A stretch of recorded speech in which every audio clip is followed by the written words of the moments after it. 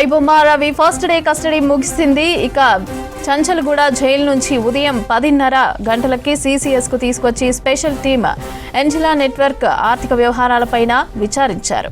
IP mask పై ఆరా తీసిన cyber crime పోలీసులు IP mask పైన కీలక లీడ్ సంపాదించారు. యాడ్బుల్ యాప్ నిర్వహణపైన కూడా ఆరా తీశారు పోలీసులు.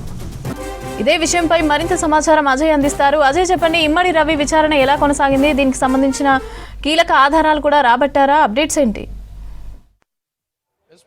పైరసీ రాకెట్ సంబంధించిన వ్యవహారంలో ఇప్పటికే ఐబొమ్మ రవిని సైబర్ క్రైమ్ హైదరాబాద్ పోలీసులు అరెస్ట్ చేసిన విషయం తెలిసిందే. అయితే ఫస్ట్ 5 రోజుల పాటు అంటే 7 రోజులు కస్టడీ కోరారు, కానీ 5 రోజుల పాటు న్యాయస్థానం కస్టడీకి అనుమతిచ్చింది.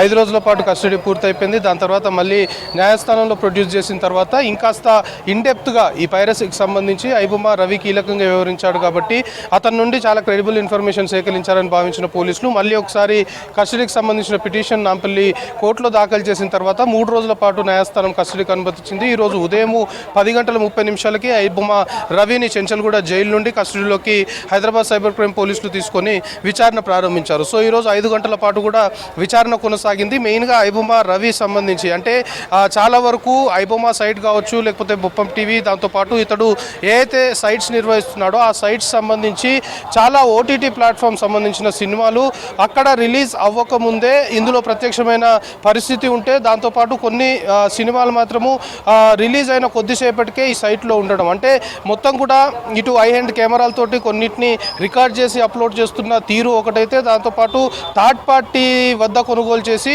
ఇందులో అప్లోడ్ చేస్తున్నారు అనేది కూడా ఆల్రెడీ మొన్న 5 రోజుల కస్టడీకి సంబంధించి ఫస్ట్ టైం కస్టడీకి తీసుకున్నప్పుడు అందులో కాస్త ఇన్ఫర్మేషన్ సేకరించారు. సో ఇప్పుడు ఈ 3 రోజుల కస్టడీ విచారణకు సంబంధించి మాత్రం ఐబొమ్మ రవికి సంబంధించి అటు నెట్వర్క్, దాంతోపాటు సర్వర్లు, ముఖ్యంగా ఐపీ మాస్క్ సంబంధించి దీనిపైనే పోలీసులు ఫోకస్ పెట్టారు. మెయిన్గా ఐబొమ్మ రవి అరెస్ట్ కావడానికి కూడా ఇటు బెట్టింగ్ అండ్ గేమింగ్ యాప్స్ సంబంధించి ఏదైతే అడ్వర్టైజ్మెంట్స్ అందులో వచ్చిన తర్వాత వాటి నుండి ఐబొమ్మ రవి జరిగిన ఫినాన్షియల్ ట్రాన్సాక్షన్స్ని బేస్ చేసుకుని కాస్త పోలీసులకు లీడ్ దొరికింది అనేది ఇప్పటికే సైబర్ క్రైమ్ పోలీసులు చెప్పారు. సో ఆ విధంగా ఈ యాడ్ సంబంధించిన వ్యవహారం పైన వాళ్ళ నుండి జరిగిన లావాదేవీల పైన కూడా క్వశ్చన్ చేయడంతో పాటు మెయిన్గా ఐపీ మాస్క్ సంబంధించి ఐపీ అడ్రస్లు రెగ్యులర్గా మారుస్తూ, ఎందుకంటే అటు నెదర్లాండ్స్, కరేబియన్ దీవుల నుండి మొత్తం కూడా దీన్ని మానిటర్ చేస్తున్నాడు. సో అక్కడ ఈ పైరసీకి సంబంధించిన వ్యవహారం మొత్తం నడుస్తుంది, కానీ దాని యాక్సెస్ మొత్తం కూడా ఇండియాలో ఉండడం, అంటే చాలా తెలివిగా అత్యాధునిక టెక్నాలజీని ఉపయోగించుకొని ఐబొమ్మ రవి పైరసీ రాకెట్ సంబంధించి మొత్తం కూడా నడిపిస్తున్నారు అనేది ఇప్పటికే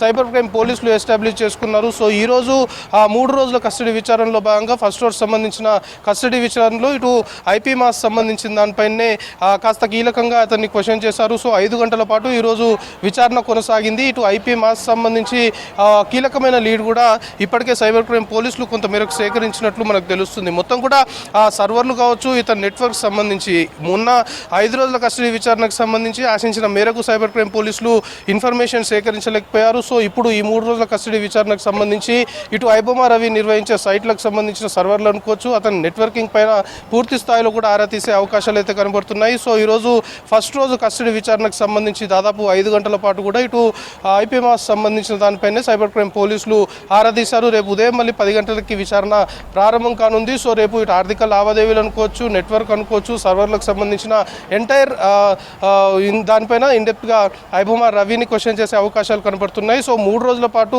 కస్టడీ విచారణలో మాత్రము క్రెడిబుల్ ఇన్ఫర్మేషన్ సేకరించే దిశగా సైబర్ క్రైమ్ పోలీసుల కస్టడీ విచారణ అయితే కొనసాగుతుంది. మమతా.